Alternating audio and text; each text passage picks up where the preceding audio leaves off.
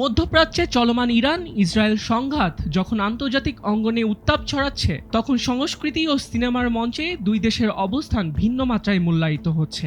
আন্তর্জাতিক স্বীকৃতি ও শিল্পগুণের বিচারে কোন দেশ এগিয়ে রয়েছে, চলুন তা জেনে নেওয়া যাক। ইরানি নির্মাতা আসগর ফারহাদির এ সেপারেশন ও দ্য সেলসম্যান অস্কার জিতে বিশ্বমঞ্চে সাড়া ফেলে। আব্বাস কিয়ারোস্তমির টেস্ট অফ চেরি কান উৎসবে পাম দর পায়। মাজিদ মাজিদির চিলড্রেন অফ হেভেন অস্কারে মনোনীত হয়। সম্প্রতি জাফর পানাহির It Was Just an Accident Cannes চলচ্চিত্র উৎসবে পাম দর জিতে নেয়। এছাড়া তার ছবি ট্যাক্সি ভেনিস আন্তর্জাতিক চলচ্চিত্র উৎসবে গোল্ডেন বেয়ার জিতে। অভিনয়ে Taraneh Alidoosti, Leila Hatami, Shahab Hosseini ও গোলশিফতে ফারাহানি আন্তর্জাতিকভাবে সমাদৃত। অন্যদিকে ইসরায়েলের ক্ষেত্রেও রয়েছে শক্তিশালী শিল্পী ভিত্তি। নাদাফ লাপিদের সিনোনিমস গোল্ডেন বেয়ার জয়লাভ করে। আরিফ ওলম্যানের ওয়ালস উইথ বাশির অস্কার মনোনয়ন পায়। অভিনেত্রী গ্যাল গ্যাডট ওয়ান্ডার ওম্যানের মাধ্যমে বৈশ্বিক তারকা হয়ে ওঠেন।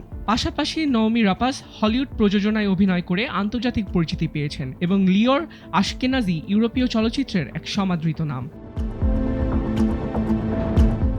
সব মিলিয়ে আন্তর্জাতিক পুরস্কার ও শিল্পমানের বিচারে ইরান বেশ খানিকটা এগিয়ে থাকলেও বৈশ্বিক জনপ্রিয়তা ও হলিউড উপস্থিতির দিক থেকে ইসরায়েলও সমানতালে নিজেদের অবস্থান শক্ত করছে। আবিদ খান, সময়ের আলো।